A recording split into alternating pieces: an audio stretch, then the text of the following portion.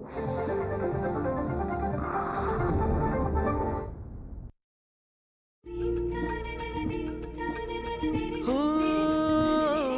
शब्द स्वरांचे बनती गाणे साजन आनंद तराणे रसिकांशी हे जुळते नाते घडते जेव्हा सुरेल गाणे कसे हे घडते मनात येते भेटू बोलू ऐकू तयांच्या गोष्टी गाण्यांच्या गोष्टी गाण्यांच्या.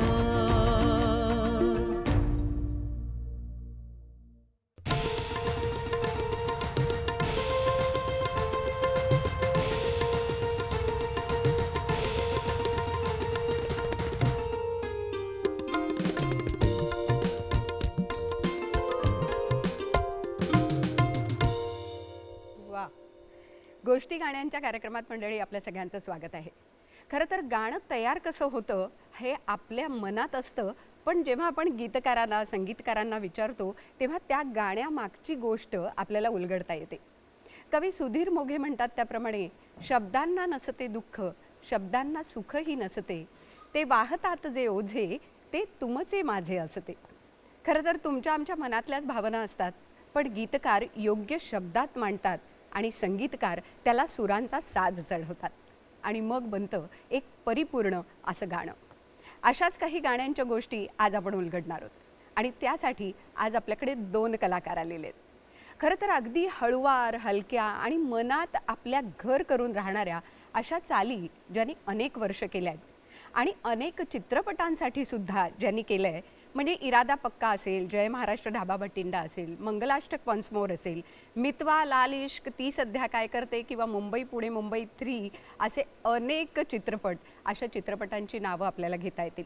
बरं, या व्यतिरिक्त शीर्षक गीतं एका दृष्टीने शीर्षक संगीताचा बादशाह असं म्हणायला हरकत नाही आणि स्वरांचा जादूगार निलेश मोहरीर आज आपल्यासोबत आहे.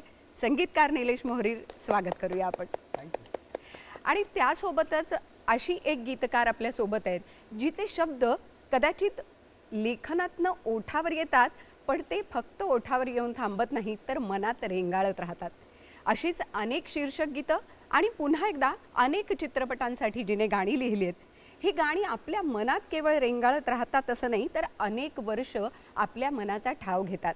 गीतकार अश्विनी शेंडे आपल्यासोबत आहे. आभास हा असेल, ओल्या सांजवेळी असेल, भिजून गेला वारा असेल, सावर रे मना, किती गाणी सांगावीत. अश्विनी, खूप स्वागत आहे तुझं या आपल्या कार्यक्रमात. थँक्यू उत्तरा, थँक्यू सो मच. खरं तर या कार्यक्रमाची संकल्पनाच अशी आहे की गाणी तुम्ही तयार करता, पण मग ही गाणी तयार कशी होतात, काय नेमकं होतं, त्यावेळी काय घटना घडतात, या सगळ्या गोष्टी आम्हाला तुमच्याकडनं उलगडून घ्यायच्या आहेत. अश्विनी, पहिलाच तुझा अल्बम जो की तू वैशाली सामंत बरोबर केलास, गायिका वैशाली होती, तर तो अल्बम, त्याची सुरुवात कशी झाली आणि तो अल्बम नेमका कसा तयार झाला, याबद्दल आम्हाला सुरुवातीला ऐकायला आवडेल. हो, ही खूप म्हणजे जसं तू म्हणालीस की अगदी सुरुवात होती आणि त्या काळामध्ये मी कविता जास्त लिहायचे. गाणं आणि कविता ह्यातला रूढार्थाने फरक मला माहीत नव्हता. आमच्या एका कॉमन मित्रा थ्रू माझी आणि निलेशची ओळख झाली आणि मी त्याला माझ्या सगळ्या कविता ऐकवल्या आणि त्याला म्हटलं की तू ह्यातली कुठली निवडू शकतोस, तू ह्याला चाल लावू शकतोस, ह्या सगळ्या तू घे. तेव्हा तो जे वाक्य म्हणाला ते मला अजूनही लक्षात आहे. तो म्हणाला की प्रत्येक कवितेचं नाही गाणं होऊ शकत, पण प्रत्येक गाण्यात मात्र एक कविता असते. क्या बात आहे. आणि ते मी अजूनपर्यंत लक्षात ठेवलेलं आहे, मी प्रयत्न करत असते. सो तिथून एक सुरुवात झाली आमची एकत्र काम करण्याची आणि निलेशने मला विचारलं की अशा प्रकारचा अल्बम आहे, तर तू एक गाणं त्याच्यासाठी लिहिशील का. मला तोपर्यंत त्या विषयावरचा अभ्यास, माझ्या घरी सगळे स्वामींचे भक्त आहेत, पण मी कधी एक गणपती बाप्पा सोडला तर माझं काही इतर कुठे लक्ष नसतं. पण मग मला लक्षात आलं की ह्या पद्धतीचे गाणं लिहायचं आहे, या पद्धतीचे एक अल्बम आहे, तर आपल्याला त्या विषयाचा अभ्यास केला पाहिजे. आणि काय श्रद्धास्थानं आहेत, काय त्यांच्याबद्दल, स्वामी समर्थांबद्दल सगळी माहिती घेऊन वाचून हे सगळं करून मग ते गाणं लिहिलं आणि मग वैशाली ते गायली आणि ते माझ्यासाठी तो फार सुंदर अनुभव होता. कारण आपण लिहिलेले शब्द म्हणजे कविता आपण लिहितो, आपण सादर करतो, पण आपण लिहिलेले शब्द जेव्हा संगीतकार त्याला स्वरबद्ध करतो, वैशाली सारखी एखादी गायिका ते गाते, तर ते असं जिवंत ते गाणं झाल्यासारखं वाटतं. पुढचे लोक त्याच्यात रंग भरत जातात. आणि वैशाली एरवी तिची गाणी तिची ज्या पद्धतीची गाणी गायची त्याच्यापेक्षा हे फार वेगळं गाणं म्हणजे होतं. अक्षररूपम परब्रह्म अगदी, हे अगदी. नावावरनच आपल्या लक्षात येईल की काय म्हणजे विषय. ऐका दाजीबा हे तेव्हा फार गाजत होतं आणि त्याच्यावरनं कट्टू मी तिला स्टुडिओमध्ये भेटले ते ह्या गाण्यासाठी. बरोबर. आणि तेच होतं की शेवटी कलाकार हा कुठल्या एका विशिष्ट प्रकाराला बांधील नसतो. गायक असो, संगीतकार असो, गीतकार असो, आपल्याकडे स्टॅम्पिंग होतं की हा अमुकच गाणी चांगली करू शकतो किंवा ही अमुकच लिहू शकते, पण कलाकार हे सगळ्या पद्धतीची गाणी हँडल करू शकतात, हाताळू शकतात, निभावू शकतात. ते मला वैशालीकडे आणि निलेशकडे बघून जाणवलं आणि फार सुंदर अनुभव होता तो. मला तिथून वाटतं आमची तिथून खरी एक गीतकार म्हणून सुद्धा सुरुवात तुझी एक नवी सुरुवात झाली. झाली. निलेश, हा पहिलाच अल्बम होता तुमचा दोघांचाही, तर तुलाही आणखीन काही गोष्ट ह्याच्याबद्दल सांगायची आहे का? तो काळ असा होता ना की संगीतकार म्हणून मी पण माझी सुरुवात होती जस्ट. आणि कसं असतं, एक कलाकार म्हणून आपण आपली आयडेंटिटी एक प्रस्थापित करण्याचा प्रयत्न चालू असतो. म्हणजे आयडेंटिटी फक्त समाजात नाही, इवन आपल्या मनात आपली एक सांगीतिक स्वतंत्र अभिव्यक्ती प्रस्थापित व्हावी असं. म्हणजे असं माझं संगीत ऐकून असं कोणाला वाटायला नको की अरे ह्याचं संगीत ना अमुक जुन्या संगीतकारासारखं वाटतं. म्हणजे माझ्या लहानपणी ए आर रेहमान ऑफकोर्स हे खूप त्याचं संगीत सगळेच ऐकत होते, सगळेच त्याचे चाहते होते. आणि तसंच अनेक म्हणजे मोठे संगीतकार ऐकत मी मोठा झालो.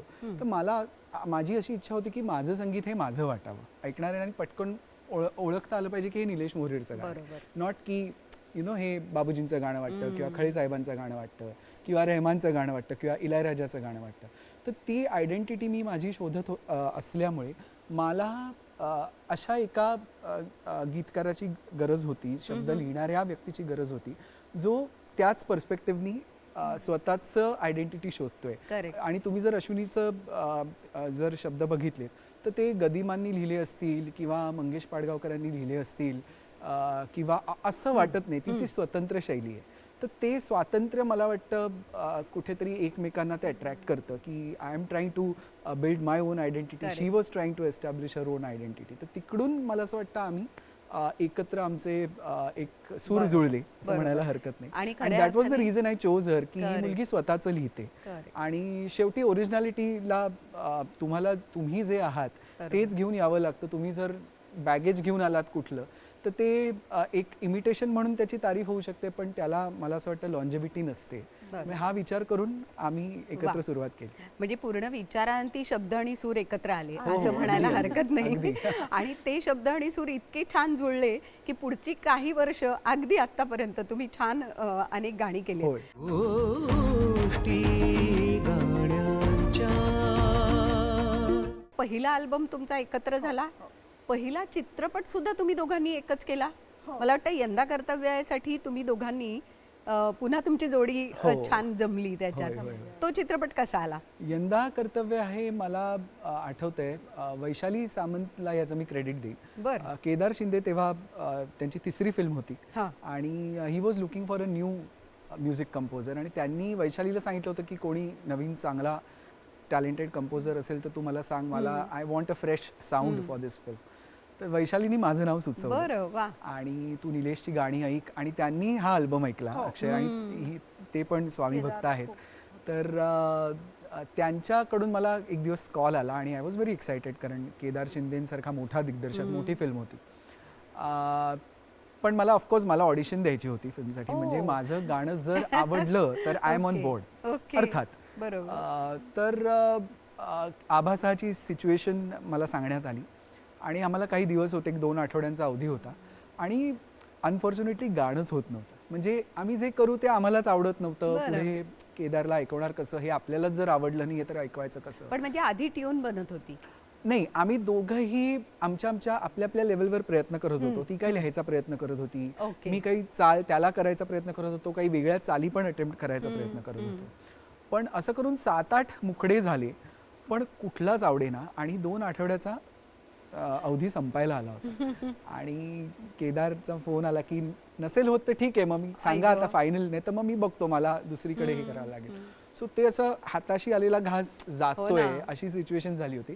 आणि तेव्हा असं झालं, हिने एक मुखडा लिहिला होता, मनाचा खुळा प्रवास होतो तुझा आभास. त्याची चाल आता मला आठवत नाही, पण त्याच्यातला आभास शब्द एकदम माझी नजर पडली आणि अक्षरशः अशी वाऱ्याची झुळूक यावी तशी ती फ्रेज, आभास हा आभास हा छळतो तुला छळतो मला, हे आलं मनात. आणि मी म्हटलं, रे हे चांगलं वाटतंय, हे अश्विनीला ऐकूया.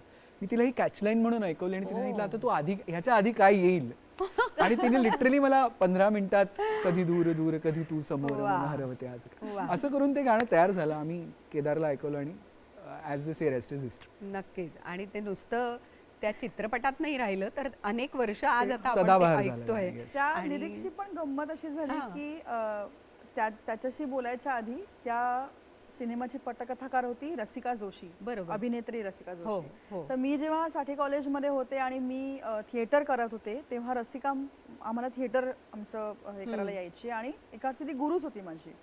आणि तेव्हा माझं फार ठरलेलं होतं की मी NSD ला वगैरे जाणार, आता हेच माझं क्षेत्र अच्छा. वगैरे. कट्टू मी तिला जेव्हा भेटले तेव्हा मी हे लिहित होते, तर ती म्हणाली, अरे तू गाणी कधीपासून लिहायला लागलीस? म्हटलं, तू जेव्हापासून अभिनय सोडून पटकथा लिहायला लागलीस वगैरे. असं आमचं एक गमतीशीर झालं. आणि तिच्याही कानावरती गेलं की ही दोघं जण ट्राय करतायत, म्युझिकली तर नाही पण लिरिकली क्रॅक होत नाही गोष्टी. आणि आम्ही भेटलो एकदा, तर मला म्हणाली की एक काम कर, मी तुला म्हणजे मी म्हटलं नाही काय कळत नाही कुठे हे होते. तर ती म्हणाली एक काम कर, काय तुला सिच्युएशन माहिती आहे ना? म्हटलं हो, हनीमूनला गेलेले दोघं जण आहेत आणि तिथे ते गाणं घडतं मुळात.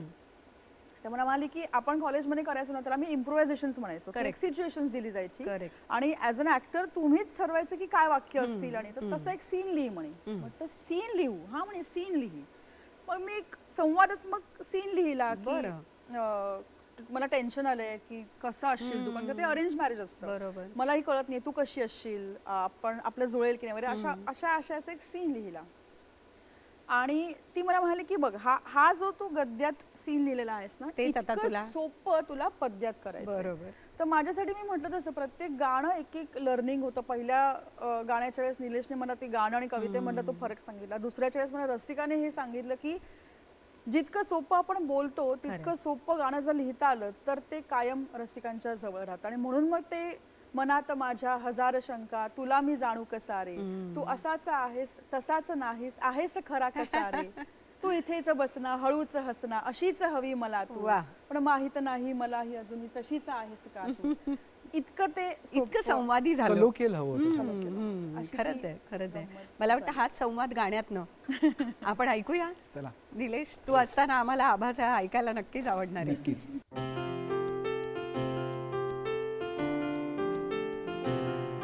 कधी दूर दूर कधी तू समोर, मन हरवते आज काय कसे होते असे, ही आस लागे जीवा.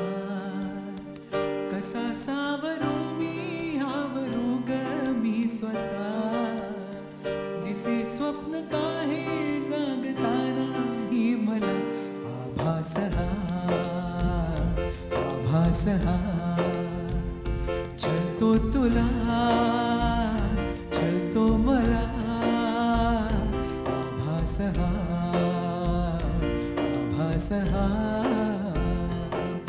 कधी दूर दूर कधी तू समोर, मन हरवते आज काहे कसे होते असे, ही आस लागे जीवा.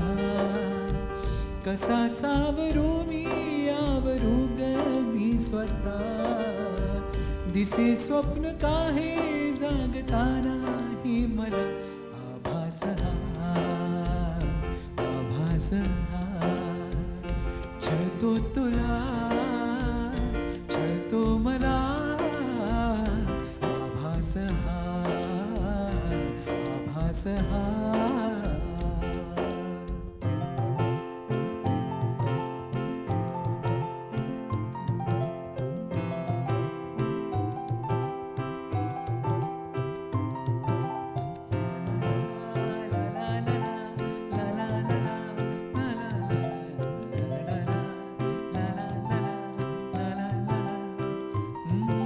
क्षणात सारे उधाण वारे झुळूक होऊन जाती. कधी दूर तूही कधी जवळ वाटे पण काहीच नाही हाती.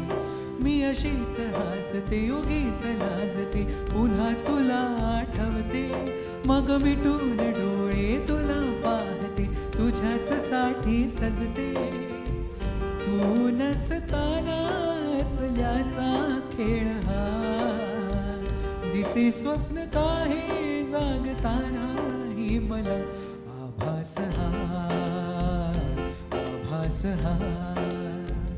छळतो तुला छळतो मला आभास हा.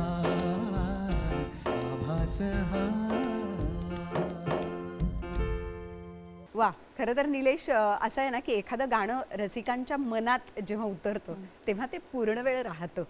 म्हणजे मला आठवतं संगीतकार यशवंत देव नेहमी म्हणायचे की एखादं गाणं गायकाच्या गळ्यात सुरू होतं आणि ते रसिकांच्या मनात पूर्ण होतं.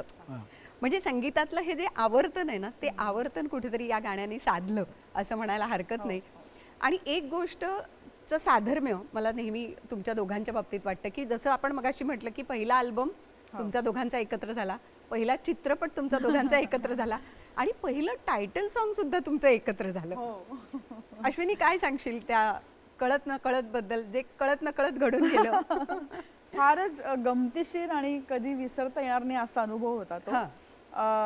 एक एक जसं तू म्हणालीस की टप्पा पार पडत गेलो आम्ही आणि एक एक असा मुवमेंट आला की जिथे आम्हाला लक्षात आलं की हो आता आपण एक शीर्षक गीत एकत्र केलं पाहिजे. आणि मी त्या काळामध्ये लोकसत्तामध्ये पत्रकार म्हणून काम करत होते.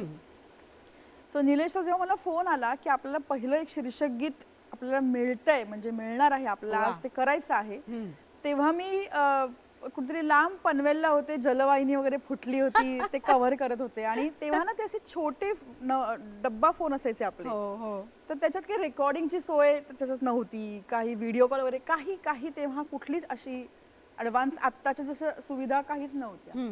सो मी त्याला म्हटलं की तुम्हाला, मी एवढा एक्सायटेड आहे, मला सुचली आहे चाल, एक बेसिक माझी झालेली आहे, म्हटलं तू मला ऐकव, थांब. मी त्याला म्हटलं मी संध्याकाळी घरी येते आणि तिथे आपण बसून शांतमय करतो. तुला नाही, संध्याकाळी आपल्याला सबमिट करायचंय गाणं, बरं, तर तू आत्ताच. म्हटलं अरे इथे जलवाहिनी फुटली, चिखल झालाय, मी इथे काय, तो मला नाही आपण आत्ता करूया, होऊन जाईल, तू मी तुला ट्यून ऐकवतो. आणि त्याने ती मला एक फोनवरनच ती ऐकवली. आणि सिन्स मी जसं म्हटलं की रेकॉर्डर वगैरे काही तेव्हाच्या फोनला नसायचे, मी त्याला म्हटलं तू परत परत गात राहा. मग त्याने 5-6 वेळा ती वाजवली, गायली. आणि मी त्याला म्हटलं ठीक आहे, आता ठेव फोन, आता मी बघते कसं काय. आणि मग थोड्या वेळात मी ते शब्द त्याला लिहून पाठवले त्या ह्याच्यावर. म्हटलं आता बघ कसे बसतायत काय, आता मी संध्याकाळी फोन करते. मग मी गेले जलवाहिनीच्या मागे. आणि मग संध्याकाळी त्याचा मला फोन आला की येस, आपल्याला ते गाणं मिळालंय आणि आपण ते करतो आहोत. सो ते गाणं क्लिक झालं. पण ते करत असताना सुद्धा त्याचं फिल्मिंग वेगळ्या पद्धतीने झालं. मला वाटतं पहिल्यांदा टायटल सॉन्ग चित्रित केलं गेलं वेगळं. हो, त्या बाबतीत म्हणजे आम्ही स्वतःला एका अर्थी भाग्यवानही समजतो की ते गाणं इतकं फ्रेश होतं. आणि त्या गाण्या म्हणजे एक वेगळाच त्याला, तोपर्यंतची जी शीर्षक गीतं होती त्याच्या चाकोरी बाहेर जाऊन काहीतरी आलेलं होतं. बरोबर. ह्याचं क्रेडिट अर्थात निलेशला जास्त जाईल.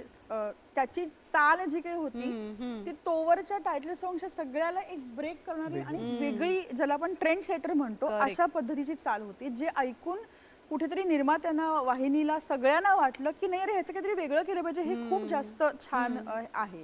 आणि तोपर्यंत मालिकांची शीर्षक गीतं ही साधारणतः मालिकांमधलीच दृश्य दाखवून त्या पद्धतीने दाखवली जायची. पण हे पहिलं गाणं ज्याच्यासाठी वेगळे आउटडोर शूट केलं गेलं मालिकेतल्या अभिनेत्यांना घेऊन, आणि मग तिथनं तो ट्रेंड सुरू झाला की वेगळ्या प्रकारे शीर्षक. एका अर्थी तुम्ही त्यासाठी ट्रेंड सेटर बनलात असं म्हणायला हरकत नाही.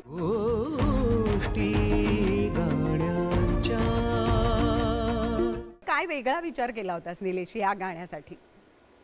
वेगळा विचार म्हणजे पुन्हा तेच की एक मोठी संधी होती ही. कारण तेव्हा शीर्षक गीत हा एक खूप नवीन प्रकार असला तरी तो खूप पॉप्युलर होता आणि घराघरात तेव्हा मालिका, तेव्हा OTT नव्हतं, त्यामुळे सगळा फोकस मालिकांवर होता आणि घराघरात मालिका बघितल्या जायच्या आणि शीर्षक गीताला एक वेगळं स्थान होतं तेव्हा. शीर्षक गीत एक इव्हेंट असायचा, म्हणजे Correct. अमुक एक मालिका लागली की त्याचा आधी शीर्षक गीत हे लागायचंच Correct. आणि त्याच्यानंतर आणि ते मालिका घराघरात ना ऐकू यायचं. ऐकू यायचं आणि तो एक ते कल्चर होतं मला वाटतं टायटल सॉंग्सचं.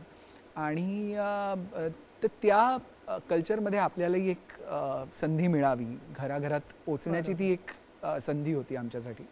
आणि त्याआधी माझ्या आधी मला वाटतं फक्त अशोक पत्कींची शीर्षक गीतं गाजत होती सगळीकडे, त्यामुळे त्या फॉर्मॅटमध्ये कुठेतरी आपल्याला एक ब्रेक थ्रू मिळाला पाहिजे असं मला वाटत होतं आणि तो कळत नकळतच्या निमित्ताने मिळाला. आणि त्याच्यानंतर it was no looking back, म्हणजे त्यामुळे मला खूप दडपण होतं की ते एकदम बुल्स आय लागलं पाहिजे गाणं, कारण अशी संधी पुन्हा पुन्हा येणार नाही आणि ती पहिली संधी जर बुल्स आय लागलं तर मग पुढचा प्रवास सोपा होतो.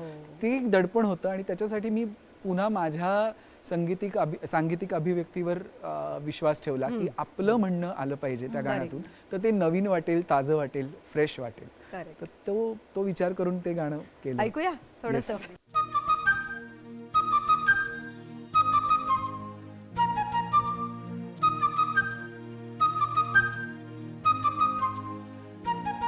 मन होई फुलांचे थवे, गंध हे नवे कुठून से येती. मन पाऊल पाऊल स्वप्ने ओली, हुळहुळणारी माती. मन वाऱ्यावरती झुलते, असे उंच उंच का उडते. मग कोणा पाहून बोलते, सारी कळत न कळतच घडते. सारी कळत न कळतच घडते. सारी कळत न कळतच घडते. सारी कळत न कळतच घडते. मन होई फुलांचे थवे, गंध हे नवे कुठून से येती. मन पाऊल पाऊल स्वप्ने ओली, हुळहुळणारी माती. मन वाऱ्यावरती झुलते, असे उंच उंच का उडते. मग कोणा पाहून बोलते, सारी कळत न कळतच घडते. सारी कळत न कळतच घडते. सारी कळत न कळतच घडते. सारी कळत न कळतच घडते. मला ना एकदम असं नॉस्टॅल्जिक सारखं झालं, कारण तेव्हा इतक्या लोकांची ही रिंगटोन होती आणि ते नवीन नवीन असतं ना, आम्ही कुठे रेस्टॉरंट मध्ये जेवायला गेलो आणि पलीकडे टेबलावरती की माझ्या घरचे हिने केली आणि मला असं वाटतं की असं नका करू, म्हणजे थँक्यू मला छान वाटतंय पण असं नका करू.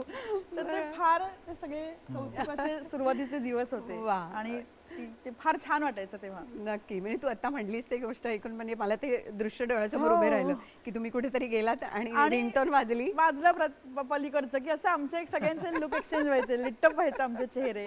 मग बहुतेक वेळा जयदीपच सांगून टाकायचा, हे गाणं तुमचं तर रिंगटोनचं होतं ते तिने लिहिलंय. ते छानही वाटायचं, असं वाटायचं की जाऊ दे असं नको सांगू, ठीक आहे म्हणजे, पण छान. खूप सुंदर. आणि मला असं वाटतं की शीर्षक गीतांचा तो एक मोठा माहोल तयार झाला तुमच्या दोघांच्याही बाबतीत. मला वाटतं आता निलेश तू 100 गाठतोयस शीर्षक गीतांची, मला वाटतं. आतापर्यंत नाही आता तो थोड्याच दिवसात 100वे शीर्षक गीत असं तो नक्कीच करेल. पण पुन्हा एकदा या टायटल सॉंगच्या बाबतीत सांगायचं तर उंच माझा झोकानी पुन्हा एक वेगळं एक आयाम वेगळा दिला आणि मला वाटतं तिथून कुठेतरी तुझं शीर्षक गीत संगीतकार असा एक तो ब्रँड तयार झाला असं म्हणायला हरकत नाही का? हो. उंच माझा झोकाचं कसं झालं, एकतर विषय आणि गाणं खूप वेगळं होतं. त्याच्या आधी जी काही शीर्षक गीतं होतं ती कुठे ना कुठेतरी त्या एका चौकटीत बसणारी होती. ती नायिका असते, तिचं प्रेमगीत, ती कुठेतरी निसर्गात धावते आणि तिच्या मागे तो नायक, आणि ते सगळं एक चाकोरी झाली होती. आणि मलाही असं काहीतरी वेगळं करायचं होतं की म्युझिकल एक्सप्रेशन काहीतरी वेगळं करायला मिळालं पाहिजे. आणि उंच माझा झोकाच्या निमित्ताने ते झालं की एक तर ते पिरियॉडिक म्युझिक होतं, एक संगीतातून एक काळ उभं करता येणं, हे एक माझ्यासाठी माझी प्रतिभा मला एक तपासून बघता येणार होती, त्या निमित्ताने आव्हान होतं. आणि तेव्हा मला आठवतंय निर्माते दिग्दर्शक वीरेन प्रधान यांनी माझ्यावर विश्वास ठेवून ते गाणं माझ्याकडे पाठवलं, कारण वाहिनीला असं वाटत होतं की हे गाणं हा विषय असा आहे आणि जुनं सगळं कल्चर उभं करायचं आहे गाण्यातून, तर खूप प्रौढ संगीतकार किंवा एक विशिष्ट वय झाल्यानंतरच्या संगीत अनुभव आयुष्याचा अनुभव आल्यानंतर अशा संगीतकारांनी हे गाणं करायला पाहिजे असं त्या वाहिनीला वाटत होतं. पण समहाऊ ते काही वर्क तशा गोष्टी झाल्या नाहीत आणि मग वीरेन प्रधाननी माझ्याकडे ते गाणं पाठवलं. आणि मला आठवतंय अरुण म्हात्र्यांच्या शब्दांमध्ये काय जादू होती मला माहित नाही. त्यांनी इतकं सुंदर लिहिलं होतं ते गाणं आणि ती मेल आली माझ्याकडे आणि वाचता वाचता माझ्या मनात चाल उमटली गाण्याची. तर त्याचं श्रेय मी अरुणजींना देईन की इतकं छान लिहिलं होतं त्यांनी ते गाणं. आणि त्याच्यानंतर जान्हवी प्रभू अरोरांनी ते गायलं आणि म्हणजे आज ते गाणं आर्कायव्हल व्हॅल्यू म्हणून समजलं जातं. So I feel very fortunate की माझ्या हातून तसं गाणं झालं. आणि तू म्हणालास तसं तो काळ उभा राहिला म्हणजे त्या शीर्षक गीतातनंच आमच्या समोर रमाबाई उभ्या राहिल्या आणि तो सगळा प्रवास जो पुढे मालिकेतनं पाहिला तो या शीर्षक गीतातनं आम्ही आधीच पाहून घेतला होता. सो हे श्रेय पुन्हा एकदा नक्कीच म्हणजे तुमच्या दोघांचं आहे, गीतकार संगीतकार आणि अर्थात ते गाणं जान्हवीने लोकांपर्यंत पोहोचवलं त्यामुळे गायकाचं श्रेय सुद्धा तितकंच असतं. पण या सगळ्याची सुरुवात कुठे होते तर गीतलेखनापासून होते. आणि अश्विनी तुला आय थिंक एक 3 वर्ष सलग गीतलेखनाचा पुरस्कार मिळाला होता. कसा होता तो अनुभव सगळा? 2008 साली कळत न कळत साठी मिळालं होतं. 2009 साली कुलवधू साठी मिळालं होतं आणि 2010 साली माझ्या प्रियाला प्रीत कळेनासाठी. आणि ती मालिका मी लिहितही होते त्यामुळे ती मालिका ही खूप जवळची होती, त्यातली पात्र आणि सगळं. आणि माहित नाही मला टेन्शन होतं की एक असतेच मनात इच्छा कोणाची की अरे 2 वर्ष सलग झाले तर यावर्षी एकदा व्हायला पाहिजे किंवा काय. आणि जेव्हा ते अनाउन्समेंट होते की सर्वोत्कृष्ट शीर्षक गीत किंवा गीतकार तर ते अर्थात फार छान. माझ्या बरोबर माझी अख्खी टीम होती त्या मालिकेची, अभिनेते होते, निर्माते होते आणि ते सगळे जेवढ्या जोरात ओरडले तो आनंद मला वाटतं जास्त हे आहे. आणि अर्थात हे सगळं श्रेय मी म्हटलं तसं की कविता तुम्ही एकटे लिहू शकता ती तुमची एकट्याची जागीर असते पण गाणं हे कधीच एकट्याचं नसतं. करेक्ट. मी जर चांगले शब्द लिहिले पण ते जर संगीतकार तेवढे त्याला न्याय नाही देऊ शकला किंवा गायक कमी पडला किंवा पुढचं जे माध्यम आहे ते सुद्धा ते लोकांपर्यंत पोहोचवण्यात कमी पडलं तर अनेकदा चांगली गाणी कोमेजताना आम्ही पाहिलेली आहेत, अनुभवलेली आहेत. तर त्या सगळ्यांचंच ते योगदान आहे आणि त्या सगळ्यांमुळे आज ही सगळी गाणी एवढी पॉप्युलर झालेली आहेत. So thanks to all of them. नक्कीच. आणि त्या गीतलेखनाची जी हॅट्रिक झाली त्यासाठी आज आम्ही टाळ्या वाजवतो. नक्कीच. थँक्यू. कारण असे टप्पे आयुष्यात यायला लागतात आणि याच टप्प्यातनं कुठेतरी आपण पुढे जात असतो, पुढचा प्रवास घडत असतो. आणि तुमच्या दोघांच्या बाबतीत तो प्रवास असा चालू राहिला जो पुन्हा एकदा मला वाटतं केदार शिंदे आणि पुन्हा ते आहे ना की ते गणित जमावं लागतं, एक वर्तुळ पूर्ण व्हावं लागतं. आणि मग केदार शिंदेने मला वाटतं इरादा पक्काला परत तुम्हाला विचारलं तर तीही गोष्ट मला ऐकायला आवडेल. यावेळेस ऑडिशन नव्हती यावेळेस आम्हाला कन्फर्म कारण तोपर्यंत यश मिळालेलं होतं. बरोबर. आमची बरीच गाणी प्रसिद्ध झाली होती तोपर्यंत. त्यामुळे इरादा पक्काला पुन्हा एक एक्साइटमेंट होती की पुन्हा एका चांगल्या दिग्दर्शकाबरोबर एक चांगली फिल्म करण्याची संधी होती आणि म्युझिकल फिल्म होती. 4 मोठी गाणी होती त्याच्यात आणि त्यातलं एक भिजून गेला वारा. बरोबर. आणि ते असतं थोडं बॅगेज की आभास हा पॉप्युलर झालं होतं. सो आता पुन्हा एकदा लव्ह सॉन्ग. सो ते त्याचं काही रेप्लिका वाटायला नको किंवा त्याची छबी जाणवायला नको, काहीतरी संपूर्णपणे वेगळं पाहिजे. आणि मला वाटतं इरादा पक्काची कास्टिंग पण वेगळं होतं. म्हणजे सिद्धार्थ जाधव पहिल्यांदा नायकाच्या भूमिकेत आपल्याला रोमॅन्टिक हिरो म्हणून दिसणार होता. त्याला कसं प्रेझेंट करायचं तर त्याच्यासाठी एक वेगळा आवाज पाहिजे. म्हणजे सिद्धार्थचा बोलताना जो आवाज आहे तसाच गाताना तो कसं गाईल हे कुठेतरी मॅच होईल म्हणून मी क्षितिज तारे या गायकाची निवड केली त्या गाण्यासाठी. आणि सोनाली कुलकर्णीसाठी नीरा जोशीचा आवाज निवडला. आणि ते गाण्याचे खूप इंटरेस्टिंग किस्सा आहे की ते गाणं कसं झालं. म्हणजे आम्ही पुन्हा एकदा स्ट्रगल करत होतो की खूप काहीतरी स्पेक्टॅक्युलर ट्यून पाहिजे, अगदी एव्हरग्रीन होईल असं गाणं झालं पाहिजे. आणि असं अगदी पावसाचं गाणं पाऊस म्हणजे तो विषय पण असा होता की तर थोडी बैठक पण वेगळी पाहिजे गाण्याची. म्हणजे जी नेहमी आधीची पावसाची गाणी लोकांनी ऐकली होती त्याच्यापेक्षा पूर्ण वेगळं पाहिजे. तर हे सगळे विचार चालू होते आणि काय. आणि मग मी तिला एक चाल ऐकवली फोनवर. फोनही चांगले आलेले होते आणि तूही मला वाटतं पूर्ण वेळ गीतकार झाली होती तोपर्यंत. आणि मीच ती चाल रिजेक्ट केली. तिला ऐकून की नको जाऊ दे ग काय मी दुसरं म्हणले रे थांब परत ऐकव तर परत म्हणाली अरे ही खूप सुंदर आहे, हे रिजेक्ट नको करूस, मी ह्याच्यावर तुला काहीतरी लिहून देते, मग तू बघ.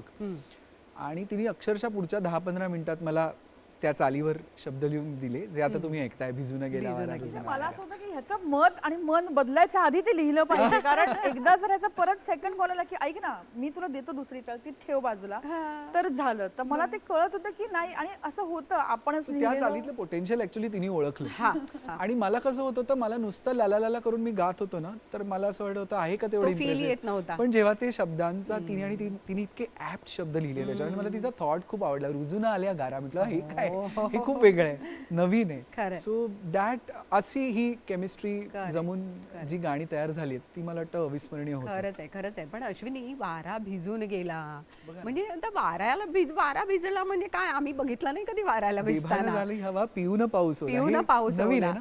बरं, हे सगळं लिहिताना मग तू अशी छान कुठेतरी गवतात बसली होतीस का, किंवा असा छान पाऊस पडतोय फोडणी आणि देतं ते, फोडणी. गोष्टी गाण्यांच्या.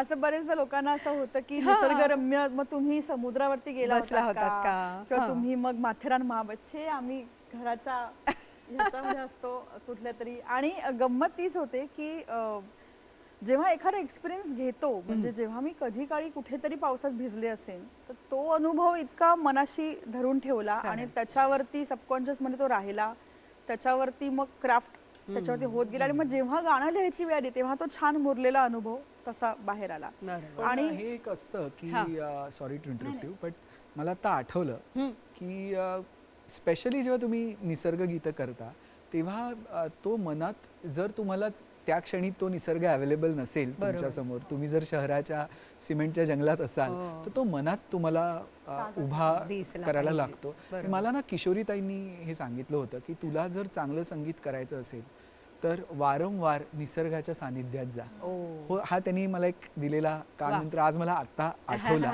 पण कसं होतं की आपल्या रोजच्या धकाधकीच्या जीवनात असं सारखं आपल्याला उठून कुठे जाता येत नाही निसर्गरम्य ठिकाणी. तर ते मला वाटतं कुठेतरी कलाकारांना ती एक सवय होते की इमॅजिनेशन, आपली कल्पनाशक्ती आपण त्या लेवलला नेऊ शकतो की आपण जणू निसर्गातच आहोत, खरंय. असा असा एक आभास निर्माण करून त्याच्यातून ती गाणी तयार होतात. आणि मग गारा रुजून येतात. हा, आणि मी म्हटलं तसं की तुमच्यावरती संस्कार, म्हणजे मी गुलजार साहेबांना फार मानते. तर निसर्गातल्या गोष्टींचं पर्सोनिफिकेशन, त्यांना व्यक्तिनिष्ठ बनवणं किंवा तसं स्वरूप देणं, त्यांच्यावरती ते हे करणं, ही त्यांची स्टाईल आहे. म्हणजे आपला काही आपलं हे पण नाही त्यांच्यापर्यंत पोहोचण्याचा. पण मला ते म्हणजे त्यांच्या ह्याच्यातनं त्यांचा चांद जो असतो तो ते उशाशी तकिये येऊन के झोपू नीचे. शकतात, किंवा त्यांचा जो सूरज असतो तो शेवाळ्यावरनं पाय घसरून खरंय, पडतो खरंय. घरी परत जाताना, ही त्यांची स्टाईल आहे. बरोबर. तर कुणाची तरी आपण मनोमन स्टाईल फॉलो करत असतो, तर तो आपण प्रयत्न करतो की आपल्या इथे किमान ह्या लेवलला तरी म्हणून त्यांच्या कवितेत 116 चांदकिरा ते अगदी, पण अगदी. येतात. त्यामुळे अगदी, ते अगदी. होऊच शकतं. पण कुठेतरी हा प्रभाव असतो आणि त्यातून आपल्याला ते गाणं तयार होतं. मग मला असं वाटतं निलेश, पुन्हा एकदा एक छोटीशी झलक.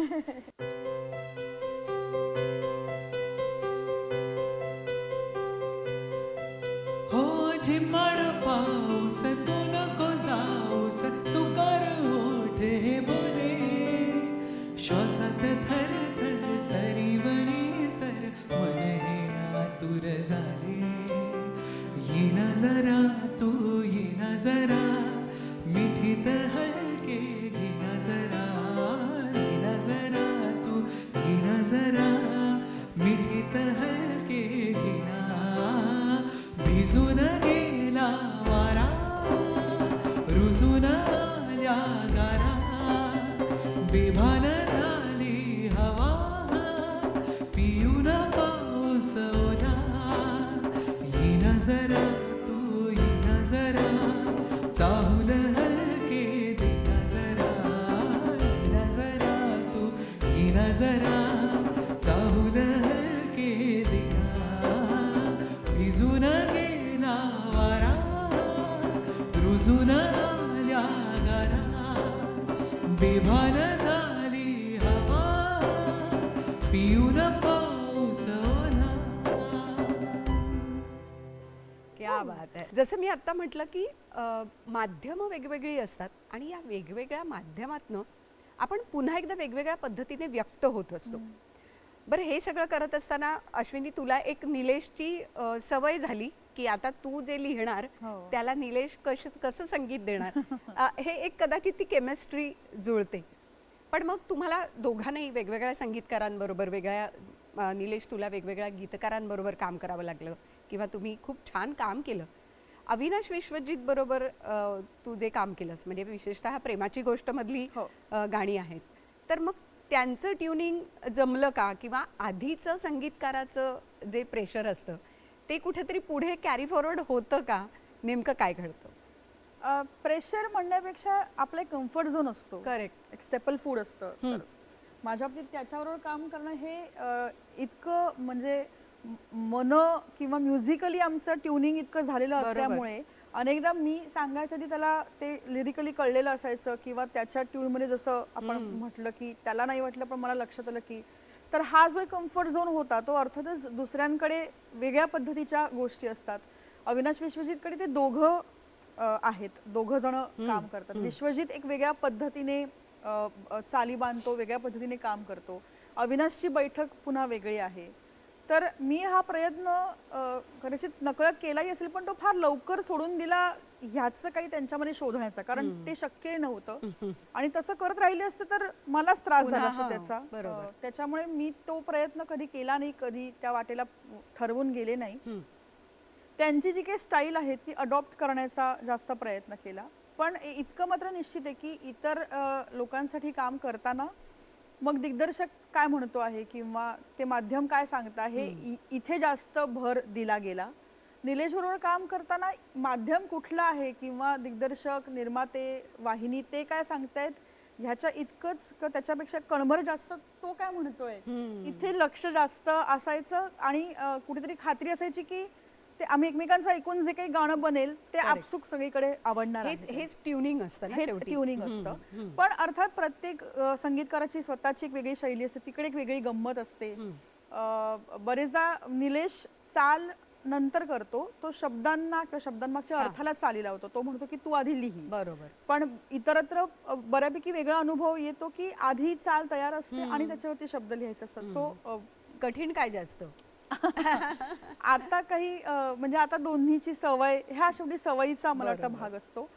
काही विषय असे असतात की जिथे असं वाटतं की नाही एक मिनिट थोडा आधी शब्द लिहायला द्या, कारण विषय असा आहे कठीण आहे तर तिथे आधी शब्द थोडे मोकळीक मिळाली शब्द लिहायची तर बेटर होईल.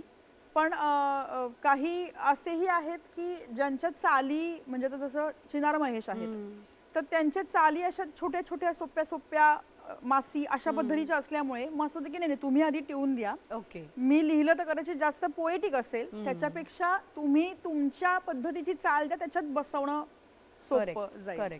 सो अविनाश विश्वजीच्या बाबतीत पण आता जेव्हा प्रेमाची गोष्ट करायचं ठरलं आणि सतीश राजवाडे इतकं मोठं नाव, चित्रपटाची कास्ट ही माहिती होती, सागरिका घाडगे होती, अतुल कुलकर्णी असणार होते आणि असं सगळ्या सेटअपमध्ये ते गाणं करायचं होतं आणि फार टेन्शन होतं. मला त्यांनी सांगितलं की नाही तू आधी लिही शब्द. सो मला आनंद झाला की चला यावेळेस आपण असं काही करणार आहोत. आणि अख्खी दुपार मी तो कागद आणि पेन घेऊन बसले की काय करता येईल आणि काही म्हणजे खूप बरेच तास गेले, काही असं सुचे ना, काही मिळे ना, काही जमे. सिच्युएशन हे केलेली होती आणि एक मला वाटतं असं समोरचा खूप तास झाले आणि मला असं की किती वेळ हा कागद कोरा आहे, कसं काहीतरी व्हावं या कोऱ्या कागदाची कविता व्हावी. आणि मला तो थॉट मलाच इतका हे झालं की कोऱ्या कागदाची कविता जशी व्हावी तशी तू हलके बोलना. मला लक्ष दिलं की नाही पण ही पहिली ओळ नाही असू शकत, ही दुसरी ओळ असू शकते, काहीतरी पहिली ओळ झाली पाहिजे. सो मी जेव्हा बघितलं की अरे खूप तास आपण बसलो आणि मी दुपारी बसले होते, तर आता दुपार सरून संध्याकाळ झालेली आहे, तिथून तो थॉट आला की ओल्या सांजेवेळी उन्हे सावलीस बिलगावी तशी तू हलके बोलना. असं करून तो मग ते गाणं पूर्ण झालं. मग त्यांनी अंतरा कंपोज केला, मला तो दिला आणि मग मी त्याच्यावरती शब्द लिहिले. पण सुरुवात एक त्यांना मी मुखडा करून दिला होता आणि हरवतो सुखाच्या बाबतीत पण तेच झालं. सॅड सॉन्ग होतं आणि मला असं होतं की तेच सेट ऑफ वर्ड्स, तेच ठराविक शब्द न वापरता काहीतरी एक थॉट जर वेगळा मांडला ना तर शब्द मग नवीन वाटायला लागतात. बरोबर. म्हणून मग तो हरवतो सुखाचा चेहरा बघ पुन्हा. सो सुखाचा एक चेहरा आहे आणि तो पुन्हा पुन्हा हरवतो, कारण त्याच्या बाबतीत दुसऱ्यांदा असं होतं की प्रेम मिळतं आणि पुन्हा हातून जातं. तर प्रयत्न तोच होता की मग जिथे आपण आपल्या कम्फर्ट झोनच्या बाहेर आहोत तिथे किमान आपल्याशी प्रामाणिक राहून आणि विषयाशी किंवा दिग्दर्शकाला जे हवंय त्याच्याशी प्रामाणिक राहून तुम्ही ते लिहा, की मग दुसरा संगीतकार असेल तरीही ते त्याच्याबरोबर आपसूक जाईल. आणि त्या दोघांनाही ते लिहिलेलं आवडलं. सिटिंग्स आमची झाली आणि ते म्हणाले की नाही खूप छान जेल होतंय. वा. आणि ह्या चित्रपटाच्या बाबतीत किंवा ह्या 2 गाण्यांच्या बाबतीत मला काय स्पेशल वाटतं, युजली आपल्याकडे म्युझिक लॉन्च होतं आणि बॉलिवूडमध्ये होतं, मराठीतही होतं. ह्या प्रेमाची गोष्टचं किंवा पर्टिक्युलरली ओल्या सांजेवेळीचं लिरिक्स लॉन्च झालं होतं. वा. सतीश ब्रेनचाइल्ड त्याची वा. आयडिया होती. अतुल सरांनी जेव्हा ते शब्द वाचले ते म्हणले फार सुंदर आहेत आणि त्यांनी ते म्हणायला लागले ओल्या सांजेवेळी उन्हे सावली सवी. अच्छा. सो त्यांच्या आवाजात ते रेकॉर्ड केले, त्याची रिंगटोन कॉलर ट्यून केली. इनफॅक्ट ती कॉलर ट्यून अजूनही अवेलेबल आहे. आणि लिरिक्स लॉन्च मला असं होतं की काय करणार आहेत, कारण लिरिक्स कसे लॉन्च करणार ना आपण, काय करतील. ट्यून लॉन्च होते तेव्हा ती गाऊन दाखवली जाते किंवा हे त्यांनी फार हुशारीने छान त्यांनी केलं होतं की वेगळ्या वेगळ्या 2-2 ओळींची बुकमार्क्स बनवली होती. ओल्या सांजेवेळी उन्हे सावली सबिल कवी तशी तू हलके बोलणं. आणि ग्रीटिंग कार्ड सारखी कार्ड्स बनवली होती, बुकमार्क्स बनवली होती, टी शर्ट्स बनवले होते, मग्स बनवले होते. आणि ते सगळे त्यांनी त्या ह्याच्यात लॉन्च केले. जिथे जिथे आम्ही गेलो तिथे तिथे त्यांनी ते ह्या गोष्टी ठेवल्या. बुकमार्क्स पुस्तकांच्या यांना दिले, दुकानांना दिले वगैरे. आणि त्याच्यामुळे ते शब्द ना एकदम त्याचं हे झालं की अरे आधी शब्दांची दखल घेतली गेली आणि मग आता काय ह्याच्यावरती चाल असेल ह्याचं कुतूहल निर्माण झालं. तर ते माझ्यासाठी फार स्पेशल होतं, कारण दुर्दैवाने अनेकदा आपल्याकडे सगळ्या डिपार्टमेंटची नावं दिलेली असतात पण गीतकाराचं नाव नसतं. अनेकदा जेव्हा प्रसिद्धीच्या पोस्ट येतात तेव्हा मी किंवा बाकीचे आम्ही गीतकार आम्ही आवर्जून विचारतो की अभिनंदन कोणी लिहिलंय गाणं, कारण तिथे फक्त त्या एका व्यक्तीचं नाव नसतं. आणि फार खेदाची गोष्ट आहे की हे असं का होतं. किमान म्युझिक लॉन्चला गीतकाराला बोलवलं नाही असेही प्रसंग घडलेले आहेत. तर अशा वेळेस असं कोणतरी लिरिक्स लॉन्च करणं हे फार अपूर्वायचं असतं, फार अपूर्वाचं असतं. खरंच आहे. सो त्याच्यासाठी सुद्धा हे फार जवळचं गाणं आहे. आणि आपले शब्द असे छान, म्हणजे मी म्हणेन की ते तळहातावर झेलल्यासारखं, म्हणजे आपण फुलं जशी ओंजळीत धरतो तसे तुझे शब्द त्यांनी खऱ्या अर्थाने ओंजळीत धरले. आणि त्यामुळे मग बुकमार्क असेल किंवा कप मग असतील या सगळ्यातनं ते शब्द लोकांपर्यंत पोहोचवले. खूप खरंच ही म्हणजे मला आठवतं कल्पनाच फार सुंदर होती. जानेवारी फेब्रुवारीचं त्यांनी पतंगाचं एक हे केलं बरं संक्रांतीला आणि त्याच्याही वरती पतंगही तसे करून उडवले. म्हणजे मला असं कुठे आपले शब्द भरारी घेऊ शकतात. किती सुंदर, किती छान, मला मजाच आली त्या गोष्टी. वा. म्हणजे आकाशात उंच झोका असाही तुझा जात होता आणि तो या पतंगाच्या निमित्ताने खरं तर गेला.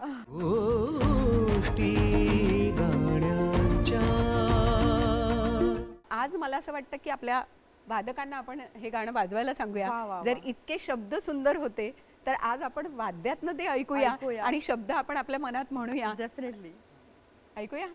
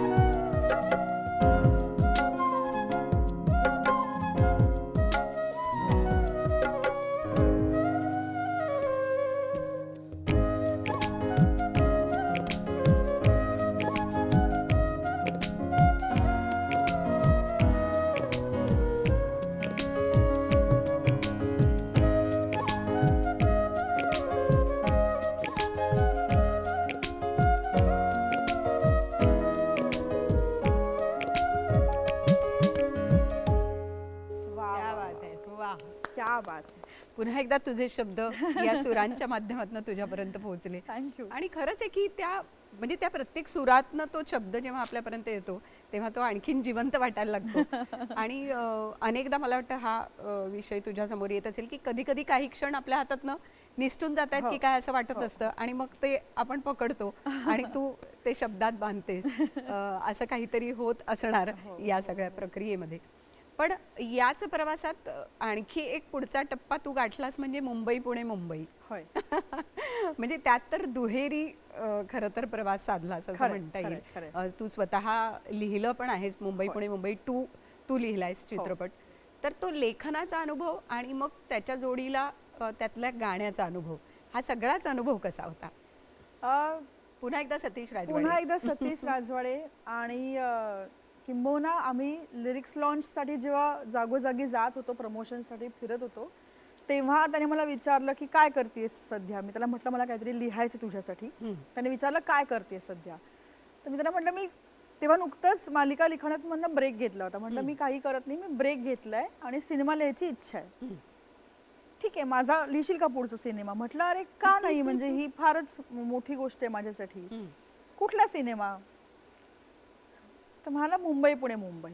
तर मला त्या ऐकल्या क्षणी फार दडपण आलं, कारण मुंबई पुणे मुंबईचा भाग हा जो पहिला होता हा फार पॉप्युलर झालेला होता. ती कॅरेक्टर्स पॉप्युलर झाली होती आणि अभिनेते म्हणून स्वप्नील मुक्ता दोघंही एस्टॅब्लिश झाले होते. त्यांचं एक स्वतःचं एक फॅन फॉलोईंग तयार झालं होतं.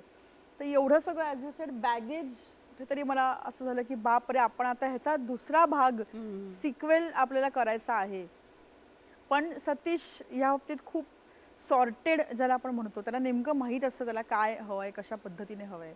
सो त्याने मला सांगितलं, त्याने त्याची कथा ऐकवली आणि मग त्याच्यानुसार आम्ही मुळात आव्हान हेच होतं की त्यांच्या दोघांची पूर्ण फॅमिली उभी करायची होती. कारण भाग 1 मध्ये ते दोघंच होते संपूर्ण वेळ आणि पुढे पुन्हा एकदा तो चित्रपट पुढे गेला पुढे पाहिजे, घेऊन जायचा कथा होता. पुढे गेली पाहिजे. आणि जे त्याचे फॅन होते त्या पहिल्या भागाचे, त्यांना त्यांचे नॉस्टॅल्जिक मोमेंट्स मिळाले पाहिजेत की अरे हे पहिल्या भागात होतं, अरे हे, कारण तर सिक्वेल या गोष्टीला अर्थ आहे. करेक्ट. सो ते सगळा तो बॅलन्स करत ते करायचं होतं. पण अर्थात सतीश सारखा दिग्दर्शक असल्यामुळे ते अजून थोडंसं सोपं झालं.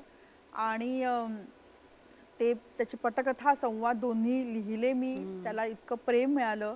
अभिनेत्यांनी खूप त्या, म्हणजे मी नरेशन द्यायचे तेव्हा ते दोघंही इतके छान रिसीव्ह करायचे, ऐकायचे.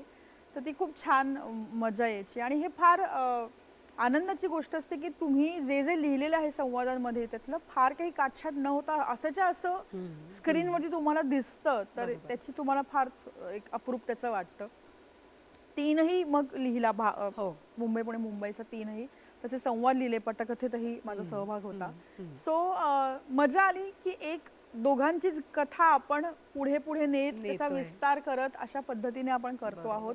इतका हुशार दिग्दर्शक आहे. आणि गाणी अर्थात मग ते त्यावेळेस तेच झालं की तो मला आता मी तुला ब्रीफ नाही देत, तुला तर माहिती आहे सगळं. बरोबर. तुला म्हणाले अरे असं नको करू, गीतकार म्हणून एक वेगळं ब्रीफ, मला गाणं कसं हवंय. नाही नाही तुला सगळं माहिती आहे म्हणे, तुला तू अख्खा सिनेमा तूच लिहिलाय, तूच मला सांग काय कसं गाणं करायचं. पण कारण ती एक सहजीवनाची गोष्ट होती, त्यामुळे एकमेकांची साथ असणं एकमेकांना हा विषय खूप महत्वाचा होता. आणि मला वाटतं त्याच विषयाला धरून ती कविता लिहिलीस तू. त्यामुळे विश्वजितने त्याची सुरुवात केली होती, अलगद वाऱ्यावर उडते बट सांगते बघ पुन्हा वगैरे वगैरे. आणि पहिल्या 2 वेळ लिहून तो थांबला होता की पुढचं आता काय कसं करता येईल, मला इथपर्यंत सुचलंय वगैरे. सो तिथनं पुढे मी ते पूर्ण टेक ओव्हर केलं. कडवं त्याची झाली आणि ती फार छान शूट, कारण ज्या टप्प्यावरती ते गाणं येतं चित्रपटात तो फार निर्णायक टप्पा होता की इथनं पुढे आता काय होणार. त्यामुळे हिरोने त्याचं म्हणणं मांडणं आणि ते गाणं तशा प्रकारे त्याचंही लॉन्चच्या वेळेस फार मजा की आम्ही ते फार कॉलेजेसमध्ये वगैरे जाऊन त्याचे लॉन्चेस त्या गाण्याचे केले, कारण ती जोडी तशी युथमध्ये पॉप्युलर होती. आणि त्याचे अनुभव फार भन्नाट होते. मजा आली. म्हणजे सतीश बरोबर काम करण्याचा पुन्हा पुन्हा अनुभव दरवेळी नव्याने छानच येत गेला आणि फार फार मजा आली. बरोबर. आणि ती साथ दे तू मला म्हणता म्हणता अशी तुमची एकमेकांनाही साथ असते, कारण कलाकारांना ते पुन्हा ती साथ मिळणं आणि पुन्हा एकदा ते ट्युनिंग जमणं. कारण गीतलेखनाच्या बाबतीत हा तरी छोटा प्रवास असतो, पण तुम्ही जेव्हा एक अख्खा चित्रपट लिहिता तेव्हा त्याच्यात इतक्या गोष्टी इन्व्हॉल्व्ह असतात. म्हणजे लोकेशन्स पासून, कॉस्ट्युम्स पासून, डे नाईट पासून, आधीच्या सीनमध्ये काय मूड होता, पुढच्या सीनमध्ये कसा असेल, ते कॅरेक्टर आधी कसं होतं. कारण का माझ्याकडे जेव्हा गोष्ट आली होती, मी जेव्हा लिहिलं तेव्हा आधी त्याचं काहीतरी करून झालेलं होतं. इट वॉज नॉट फ्रेश किंवा माझी कथा आहे आणि आता मी लिहिते तर असं तसं नव्हतं. बरोबर. काहीतरी ते एक त्यांचे कॅरेक्टर एस्टॅब्लिश झालं होतं. ते सडनली मी वेगळं मला हवं म्हणून दाखवू शकणार नव्हते. पण मग ते सगळं त्या पद्धतीने करतानाही आपलं आपलं असं काहीतरी त्याला एक टच देता यावा, करेक्ट. हा प्रयत्न माझा होता आणि मला असं वाटतंय की तो बऱ्यापैकी जमला. आणि खूप त्या चित्रपटाने मी तो चित्रपट जेव्हा लिहून वगैरे पूर्ण झाला, शूटिंग त्याचं सुरू होणार होतं आणि मला असं कळलं की मी प्रेग्नेंट आहे आणि मी फार गोंधळ घातला होता घरी की ही फार चुकीची ही कुठली वेळ, माझा चित्रपट रिलीज होणार आहे, नाही नाही नाही नाही नाही हे फार नाही गडबडच आहे. आणि जयदीप शांत होता, त्याचं म्हणणं की हरकत नाही, आपलं लग्न झालेलं आहे त्यामुळे तू एवढं टेन्शन का घेतेस. म्हटलं नाही, माझा चित्रपट महत्वाचा आहे, ही कुठली वेळ, मला ते फार असे फार गडबडले होते मी.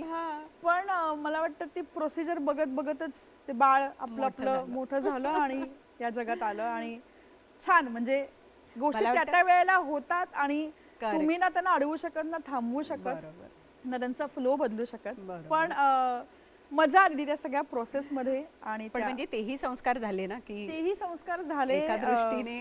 एक पुढचं गाणं आहे ते तर मला वाटतं मी आणि निलेशने आपण त्याच्याबद्दल जेव्हा बोलू तेव्हा मी आणि निलेश जेव्हा ते गाणं करतो तेव्हा मी अशीच कधी 6-7 महिन्यांची प्रेग्नेंट होते. तर गंमत खरंच ती आहे. आपण म्हणतो की ती गोष्ट फक्त अभिमन्यू पुरतं आहे किंवा काय, पण अजूनही ते गाणं अक्षराचं सगळ्यात जास्त फेवरेट गाणं आहे. म्हणजे मुंबई पुणे मुंबई 3 मधलं ना, मला वाटतं जे निलेश नाही सावर रे गाणं जे सावर रेच्या त्यावेळेस मी साधारणतः 6 to 7 months. त्याच्यामुळे ते होतच की ते संस्कार त्या गोष्टी होतात बाळांवरती, ते रुजत जातं आणि ते राहतं. पण आता जसं आपण म्हटलं की लग्नाची गोष्ट होती ती, मुक्ता आणि स्वप्नीलची पेअर इतकी हिट झाली होती आणि मुंबई आणि पुणे हा जो काही वाद आणि प्रेमळ संवाद असं सगळं होतं. आज थोडंसं इथे थांबूया. म्हणजे मला असं वाटतं की ही गाणी आपल्यापर्यंत पोहोचतायत, पण ही पावसाची गंमत, या सगळ्या गोष्टी आणि हे सगळं जाणून घेत असताना त्याच्या मागे घडलेल्या घटना, हे सगळं जाणून घेतोय आपण. निलेश आणि अश्विनी आपल्यासोबत आहेतच. आजच्या पुरतं इथेच थांबणार आहोत आणि पुढच्या भागात आपण पुन्हा भेटणार आहोत. नमस्कार.